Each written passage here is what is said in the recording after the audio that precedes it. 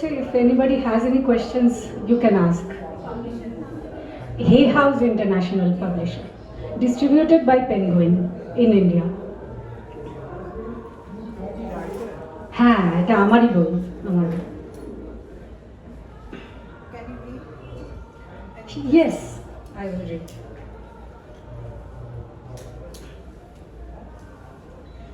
আচ্ছা, যতক্ষণ ওরা ক্যামেরাটা সেট করছে আমি আমার বইয়ের ফরওয়ার্ডটা পড়ছি।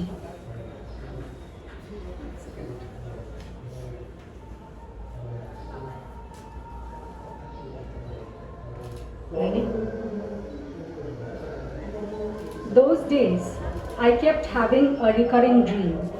In my sleep, I would see myself flying. This dream came to me often, more nights than I can count. I would run to the edge of a cliff or the threshold of a high building's rooftop. And when I approached the periphery, I would start cycling with my legs in the air, and the momentum of the movement, coupled with air buoyancy, would keep me afloat. I could fly in any direction I wanted, just by tilting my upper body in that direction and continuing the cycling motion with my legs. I could also go up and down in the air by adjusting the velocity in my limbs. I intuitively knew how to do that. This way, I dodged many enemies and life-threatening situations where they would not be able to harm me because only I knew how to fly. These dreams felt so real that even in my first waking moments, I believed I could actually fly. It was surreal. I felt that my dreams were asking me to fly, and all I had to do was try. Still in my teens, I left home in India to pursue higher studies abroad.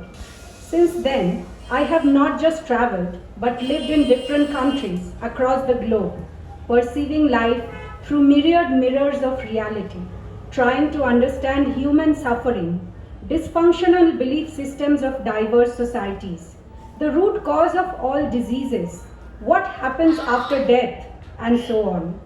From Asia to Europe to Africa to South America to North and Central America, I have lived with local families, eating their food, adopting their lifestyles, contributing to their economy, inhabiting their culture, imitating their costumes, negotiating extreme realities and danger, and navigating through varied traditions and religions for several years to answer life's most pertinent questions.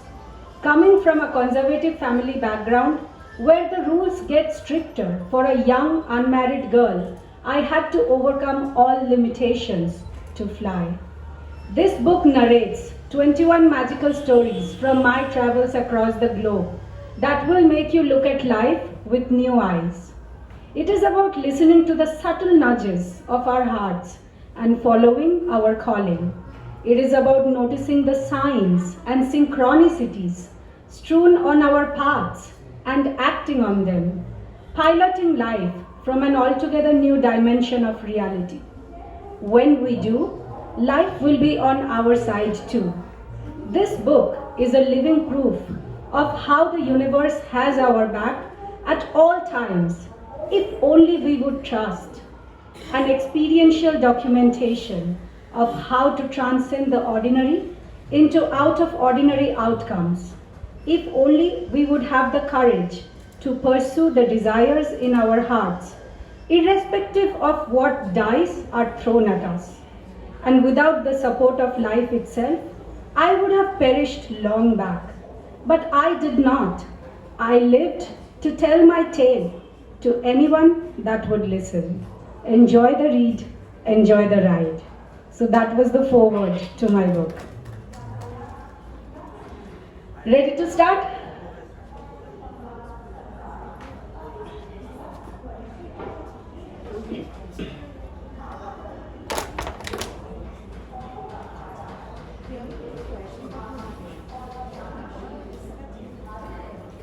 Anybody has any questions? They are still setting up the mic. You got your questions answered, okay. Yes, sure. traveling the whole world, why did you decide to settle or be in that part of the world? What attracted Costa Rica. So Costa Rica was the last place where I did my exchange program.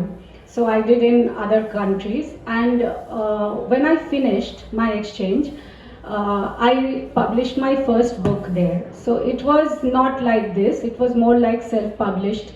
It was experimental and experiential, and it was like 600 pages long. So I didn't know much about publishing, but I published that book, and after publishing that, my life changed. So I was teaching there.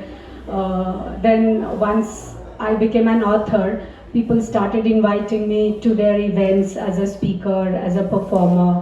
So while doing that, I was offered a residency in Costa Rica. And Costa Rica is a very, very beautiful country. It's the land of the blue morpho butterflies. Very magical, clean and green, and all of America and people from Europe, they want to come and settle down in Costa Rica because it has a beautiful weather and a rich biodiversity, flora, fauna, all that. And it's never too hot, it's never too cold. So people like staying there, including me. So when I got the residency, I just continued to stay there. do you miss your home life? Do I miss home? Sometimes food, especially because Latin America doesn't have that much variety of food, and also people there speak only Spanish. So some things I miss. So, and it's been a long time that I left home, so I kind of got used to it. Now I don't miss it that much because I literally grew up in different continents, that's why. Okay, are we ready to start? Alright, so I'm going to begin my talk now. I won't take a long time because we have lost a lot of time setting up this. So I will briefly discuss the journey in the book and how it all started and what led to this book. Bengali, should I use Bengali? Bengali? আচ্ছা আচ্ছা ঠিক আছে, তো আমি বাংলায় সুবিধা হবে তো আপনাদের? ঠিক আছে, তো বাংলাই আমি বলছি। এখানে কেউ আছে যে বাংলা বোঝে না? তার মানে সবাই বাংলা বোঝে, তো বেটার বাংলাতেই বলি, ঠিক আছে? তো এই বইটার জার্নিটা কিভাবে হয়েছে এবং বইটা কি জিনিস ইন্সপায়ার করেছে সেটা নিয়ে আমি একটু বলছি। তো আমি খুব ছোট ছিলাম, 17 বছর বয়সে আমি ইন্ডিয়া ছেড়ে চলে যাই। তো আমার জাস্ট ক্লাস 10 সিবিএসসি আমি শেষ করেছি ইন্ডিয়ায়। তারপর আমি একটা স্কলারশিপ পেয়েছিলাম সিঙ্গাপুর গভর্নমেন্টের থেকে, থ্রু সিঙ্গাপুর এয়ারলাইন্স। ওরা অ্যাডভার্টাইজমেন্ট দিয়েছিল, ওটা অ্যাপ্লাই করে কিছু রাউন্ড অফ ইন্টারভিউজ হয়েছিল। তো সিঙ্গাপুর এয়ারলাইন্স এই স্কলারশিপটা ইন্ডিয়ান স্টুডেন্টসদের, মানে প্রতি বছর 20টা থেকে 30টা ইন্ডিয়ান স্টুডেন্টসদেরকে এই স্কলারশিপটা দিত। It's a full scholarship including air flight and allowance and everything. তো ওই স্কলারশিপটা পেয়ে আমি সিঙ্গাপুরে চলে গেছিলাম। তো 11-12 আর 4 বছর ইউনিভার্সিটি আমি সিঙ্গাপুরেই করেছি। তো জুনিয়র কলেজ এ লেভেলস, ওটা কেমব্রিজ লেভেলে আমরা পড়েছি 2 বছর। তারপরে ইউনিভার্সিটিতে আমি কম্পিউটার সায়েন্স নিয়ে পড়াশোনা করি। আর যখন আমি কম্পিউটার পড়ছিলাম তখন সাথে সাথে আমি জার্মান ভাষাটা শিখছিলাম আমার ইউনিভার্সিটিতে। তো আমাদের যারা টিচার ছিল ওরা সবাই জার্মানি থেকে ছিল, আর আমাদের ইউনিভার্সিটিতে অনেক বিভিন্ন দেশ থেকে ফরেন স্টুডেন্টস 1 সেমেস্টার বা 2 সেমেস্টারের জন্য আসতো। তো যেহেতু আমি জার্মান শিখতাম, ওখানে যারা জার্মান স্টুডেন্টস ছিল তাদের সাথে আমার খুব ইন্টারাকশন হতো। তো জার্মান স্টুডেন্টসদের লাইফটা খুব ইন্সপায়ারিং ছিল। যখনই কোনো ছুটি হতো, যেরকম সামার ভ্যাকেশন বা উইন্টার ভ্যাকেশন, ওরা কি করতো, ওরা একটা আননোন কান্ট্রি, যেটা ওরা হয়তো কোনোদিনও নামই শোনেনি, সেরকম কান্ট্রির একটা ম্যাপ কিনে মাঝে মাঝে একাই একটা ব্যাকপ্যাক নিয়ে চলে যেত। তাও 1-2 দিনের জন্য না, মানে 3 সপ্তাহ 2 মাস এরকম টাইমের জন্য ওরা চলে যেত। তো গিয়ে পুরো দেশটা এক্সপ্লোর করে ফিরে এসে আমাদেরকে ছবি দেখাতো, দেখো আমি না বার্মাতে গেছিলাম, বার্মাতে গিয়ে আমি এই করেছি ওই করেছি।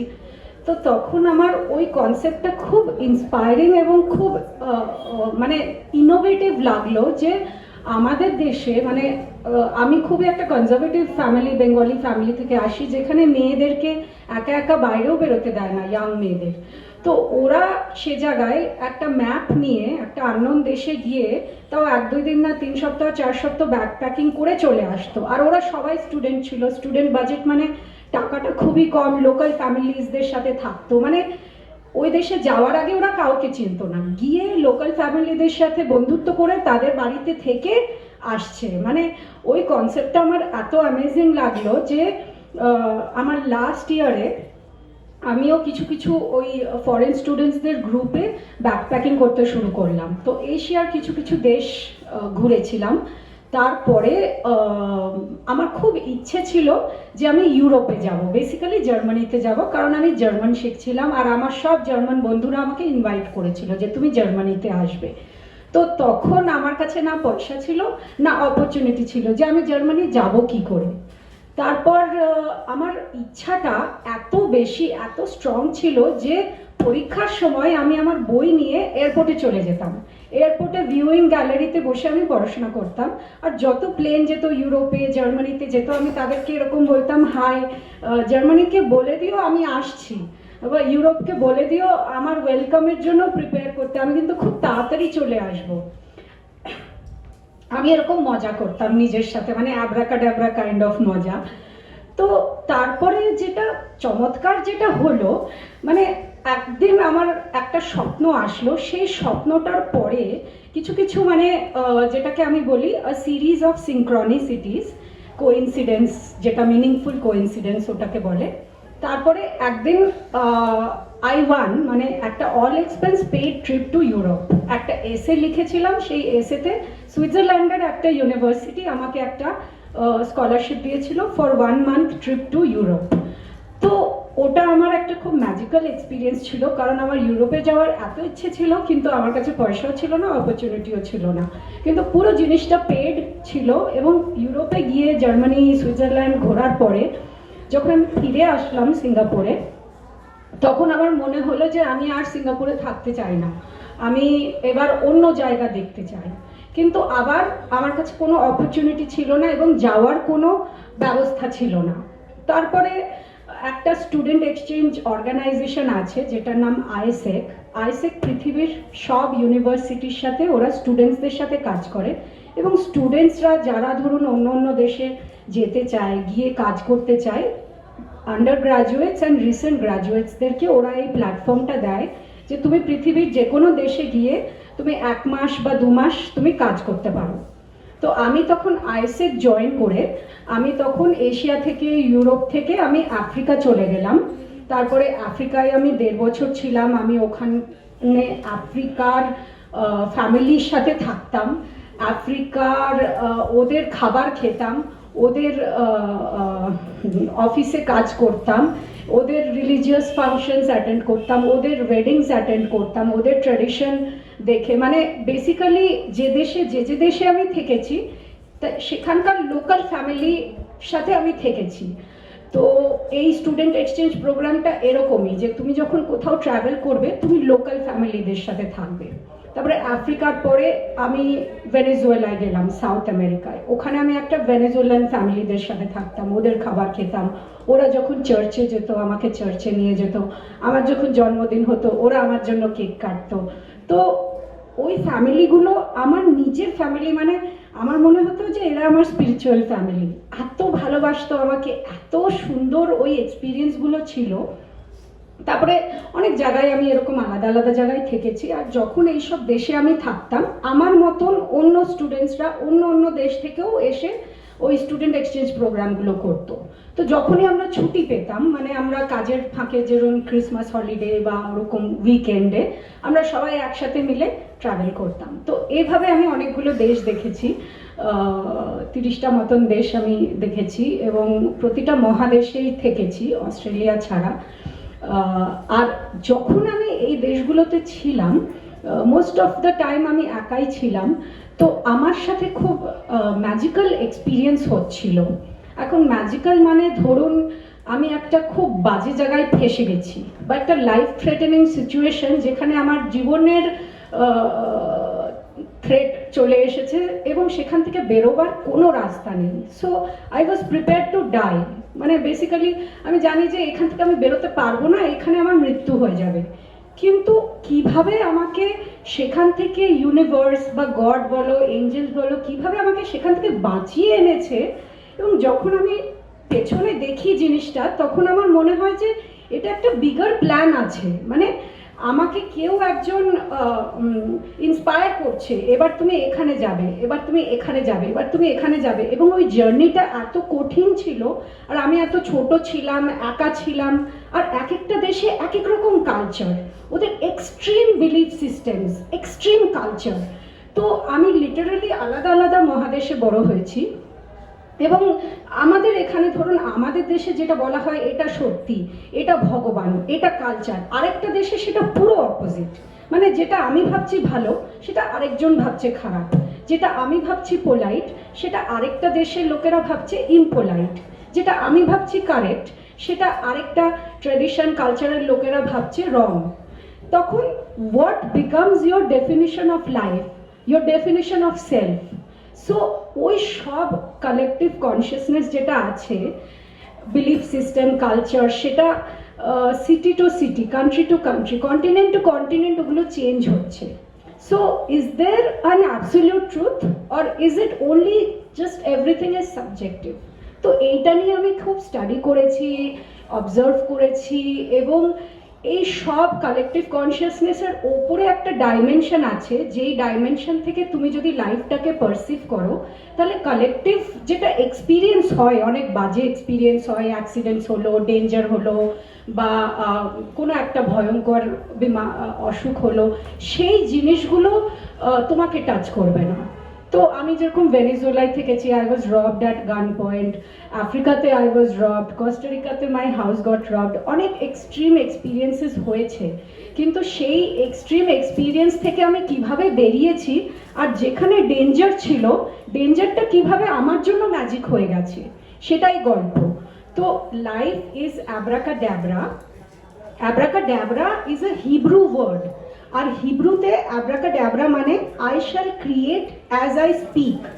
আমি যেটা বলবো সেটা আমি সৃষ্টি করব। তো সেটা মানে অ্যাব্রাকাডাব্রা, এটা একটু ম্যাজিক্যাল। তো আমার সাথে এত ম্যাজিক্যাল এক্সপিরিয়েন্স হয়েছে যে আমি একটা অন্য ডাইমেনশন থেকে লাইফটাকে পারসিভ করছি। এবং এই বইটাতে 21টা ম্যাজিক্যাল গল্প আছে। যে কেউ এই বইটা পড়লে পুরো জীবনটাকে তুমি অন্যরকম ভাবে দেখবে। আর নর্মালি আমরা কি করি, আমাদের জীবনে আমাদের সাথে কিছু হচ্ছে, সেটাতে আমরা রিয়্যাক্ট করি যে হ্যাঁ এটা এই তো আমার সাথে এই হয়ে গেছে, এই হয়ে গেছে। কিন্তু তুমি রিয়াকশন মোড থেকে বেরিয়ে তুমি যদি ক্রিয়েশনে যাও, আর রিয়াকশন আর ক্রিয়েশনের মধ্যে ডিফারেন্সটা কিন্তু সি, মানে সিটা তুমি রিয়াকশনের সিটা যদি তুমি সামনে নিয়ে আসো, তাহলে ওটা ক্রিয়েশন হয়ে যাচ্ছে ওয়ার্ডটা। So it's all about how you see things, and when you can see things with different eyes, then you start creating instead of reacting. So you are at the cause, not at the effect of life. তো তুমি এটা কাউকে গিয়ে বলবে না যে আমার সাথে এটা হয়েছে। তুমি বুঝবে যে আমি কিছু একটা সৃষ্টি করেছি, এবং এই সৃষ্টিটার ফলটা আমার খারাপ হয়েছে, যেটা আমার ভালো লাগছে না। এবার এটা থেকে আমি অন্যরকম ভাবে কিভাবে সৃষ্টি করব। So you are empowered, you are not always reacting to life. So ওই জন্য আমার বইয়ের সাবটাইটেলটা হচ্ছে 21 magical stories from my travels to make you look at life with new eyes. তুমি একটা নতুন চোখে জীবনটাকে দেখবে। এবং এই বইটা যে কোনো বয়সের লোকেরা পড়তে পারে। আমি তো 17 বছর থেকে শুরু করেছি, এবং আনটিল মানে anybody who reads the book will understand what I am trying to say. When I say ki you transcend danger, you transcend belief systems, you transcend diseases, and so on and so forth. তো একটু আমি কোয়েশ্চেন্সের জন্য একটু time রাখছি। কারোর যদি কোনো প্রশ্ন থাকে বইটা সম্বন্ধে বা আমার জার্নি নিয়ে, please feel free to ask me anything. Anybody? No questions? আচ্ছা, আমি কি স্টপ করবো না আর কিছু বল? হ্যাঁ বলুন। Since your journey continues, yes. can we expect they're going to write more? Yes, so this is Life Is Abracadabra Part 1. আমার ইচ্ছা আছে আরেকটা পার্ট 2 হবে, যেখানে কারণ এখনো ম্যাজিক্যাল এক্সপিরিয়েন্সটা কন্টিনিউ হচ্ছে, আর এর পরে আমি একটা আব্রাকাডাব্রা সিরিজ করতে চাই, মানে abracadabra for women, abracadabra for children, abracadabra for teenagers, abracadabra for sports people, for people who are suffering from depression, এরকম আব্রাকাডাব্রা একটা সিরিজ করার আমার ইচ্ছা আছে। So let's see how far it goes. Any more questions?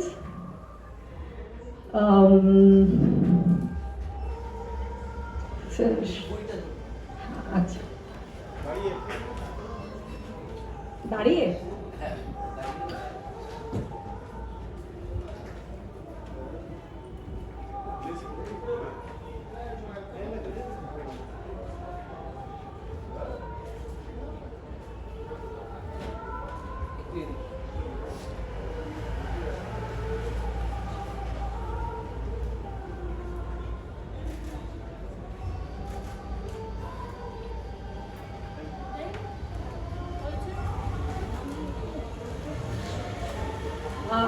একটা জিনিস বলতে চাই, আপনারা যারা যারা এই বইটার আমার প্রেজেন্টেশন থেকে ইন্সপায়ার হয়েছেন, প্লিজ বইটা পড়বেন, আর যদি আপনাদের ভালো লাগে একটু রিভিউ দিয়ে দেবেন।